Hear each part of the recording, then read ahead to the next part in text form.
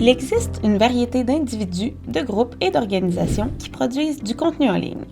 Peu importe le temps qu'on passe sur Internet, on se retrouve souvent face à des sources d'informations qu'on ne connaît pas, qu'il s'agisse de sites web ou de comptes sur les réseaux sociaux. Lorsqu'on est confronté à une source inconnue, comment est-ce qu'on peut déterminer si elle est digne de confiance ou non?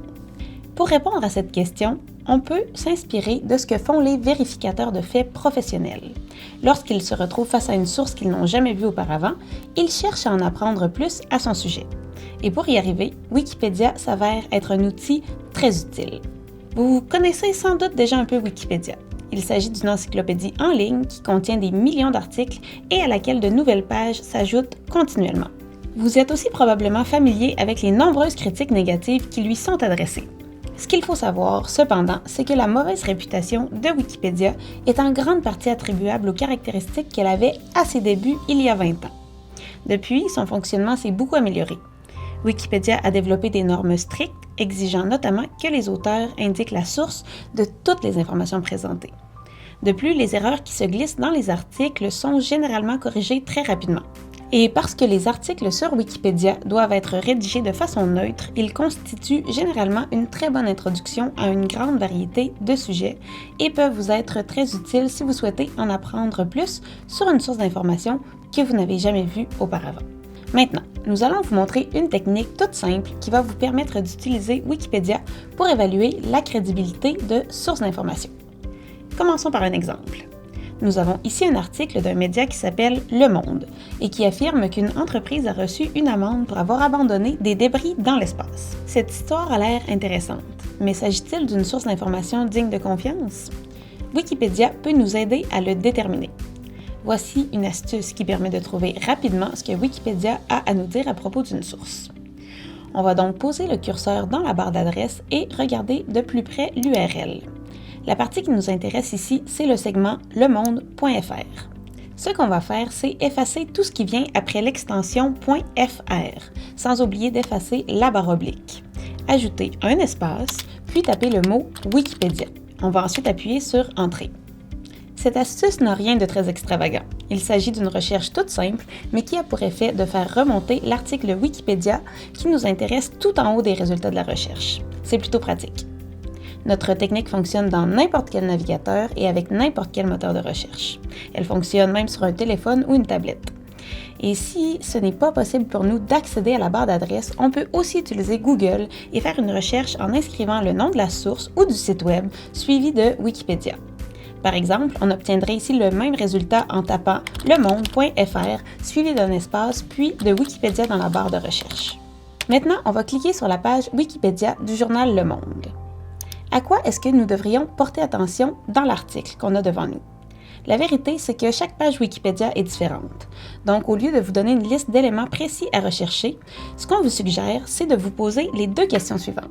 Premièrement, est-ce que le site web ou l'organisation correspond au type de source auquel vous vous attendiez? Et puis deuxièmement, est-ce que les informations que vous trouvez à propos de la source la rendent plus ou moins fiable? Vous allez souvent trouver les réponses à ces questions dans les premières sections de l'article ou dans l'encadré qui est situé à droite de la page. On y présente le résumé de certaines informations clés. Parfois, il va falloir creuser un peu plus. Dans le cas du journal Le Monde, les informations présentées dans l'encadré nous apprennent qu'il s'agit d'un quotidien français qui est diffusé à l'international et qui a été créé en 1944.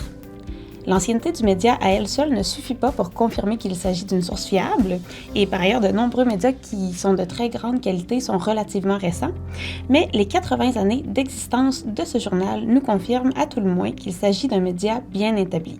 C'est donc un premier indice pour entamer notre réflexion. On apprend un peu plus loin qu'il s'agit du quotidien le plus lu et le plus diffusé en France. On apprend aussi qu'il cherche à être un journal de référence et qu'il est effectivement considéré comme tel en France et à l'étranger. On remarque également que les affirmations sont appuyées par des notes et des références qu'on peut consulter en glissant notre curseur sur les hyperliens ou en se rendant à la fin de l'article. Ces quelques pistes nous donnent l'impression qu'il s'agit d'un média qui se soucie de la qualité de l'information qu'il présente. Les informations qu'on vient de rassembler nous permettent de répondre à nos deux questions de départ. On sait désormais de quel type de source il s'agit, soit un média d'information reconnu, et ce que nous avons lu à son sujet nous suggère qu'il s'agit d'une source qui est fiable pour nous renseigner sur des sujets d'actualité. Examinons maintenant un autre exemple. Voici un article qui provient d'un site web qui se nomme Epoch Time et dont le titre avance que, selon l'Organisation mondiale de la santé, le nombre de nouveaux cas de cancer dans le monde devrait augmenter de 77% d'ici 2050. Il est possible que cette information soit vraie, mais avant de lire l'article, on va vérifier la source pour déterminer s'il s'agit d'un bon site pour se renseigner à ce sujet-là. On va donc répéter la même démarche qu'on avait utilisée pour l'exemple précédent. On va cliquer dans la barre d'adresse, enlever tout ce qui vient après le .fr, insérer un espace et taper Wikipédia. On va alors voir apparaître la page Wikipédia dédiée à Epoch Time qui apparaît en tête des résultats de notre recherche. En cliquant sur ce lien et en consultant la première partie de l'article, on découvre qu'Epoch Time est un journal multilingue fondé en mai 2000. Un peu plus bas, on lit également qu'il s'agit d'un journal qui a la réputation de publier des théories du complot et de propager de fausses informations. Ces affirmations sont appuyées par des notes et des références que nous pouvons consulter au bas de la page si on souhaite obtenir plus d'informations. Mais pour l'instant, ce que nous venons d'apprendre nous laisse croire que, bien qu'il s'agisse d'un journal publié internationalement, celui-ci ne semble pas particulièrement digne de confiance. Parfois, des sites peu recommandables publient des informations qui sont vraies. Et ce n'est pas impossible que la nouvelle à laquelle nous nous intéressions soit exacte, mais on va quand même préférer s'informer sur le sujet auprès d'une source qui est fiable. Maintenant, qu'est-ce qu'on peut faire quand on ne trouve pas d'article Wikipédia au sujet d'une source d'information?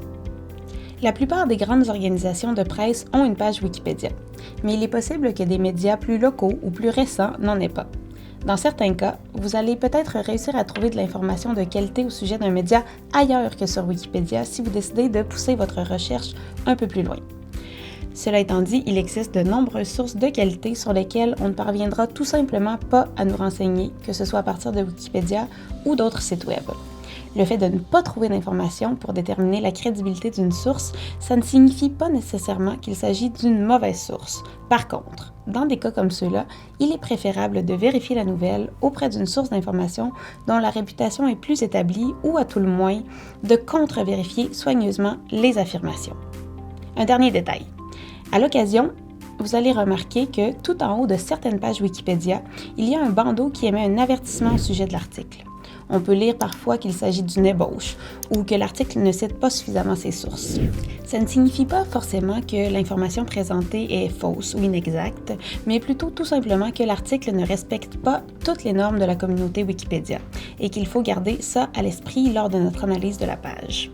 Si vous souhaitez obtenir plus de détails sur les caractéristiques de Wikipédia et comment tirer le meilleur parti de cette encyclopédie en ligne, vous pouvez jeter un coup d'œil à la vidéo Trucs et astuces pour utiliser Wikipédia. Vous pourrez y accéder en cliquant sur le lien que vous trouverez dans la description de cette vidéo et sur la chaîne YouTube de Civics Canada FR.